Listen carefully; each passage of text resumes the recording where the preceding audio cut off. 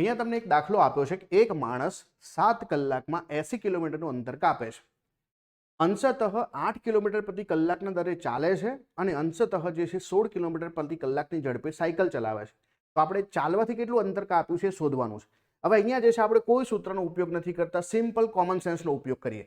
એક તરફ ચાલવાનું છે અને એક તરફ જે છે સાયકલ છે. ચાલવાની સ્પીડ 8ની છે, સાયકલની સ્પીડ જે છે 16ની છે અને ટોટલ જે છે આપણે 7 કલાક મુસાફરી કરવાની છે. માનો કે પહેલાં હું જે છે 1 કલાક ચાલું તો 8 કિલોમીટર કપાય અને બીજી તરફ જે છે 1 કલાક હું ચાલ્યો છું તો મારે જે છે બાકીના 6 કલાક જે છે સાયકલ ચલાવવી પડે.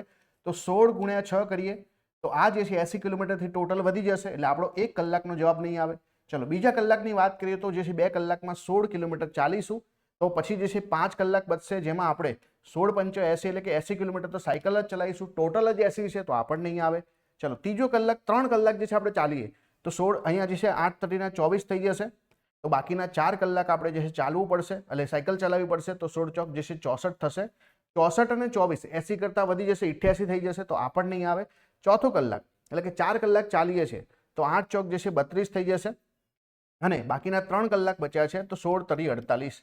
હવે સરવાળો કરીએ તો જુઓ 8 ને 2 10 વધી પડી 1 એટલે કે 80 કિલોમીટર આવી ગયું આપણું. તો આનો મતલબ છે કે 32 કિલોમીટર જે છે ચાલ્યા છીએ આપણે.